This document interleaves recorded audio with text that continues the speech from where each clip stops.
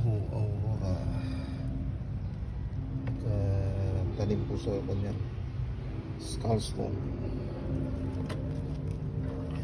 Sa kabila.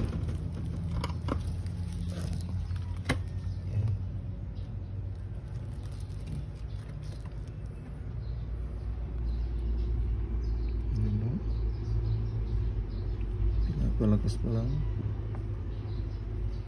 Yan. Ang ganda ito.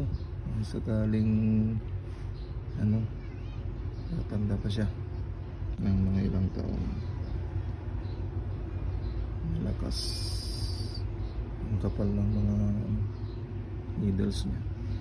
Yan po ang ugali ng Baguho Aurora.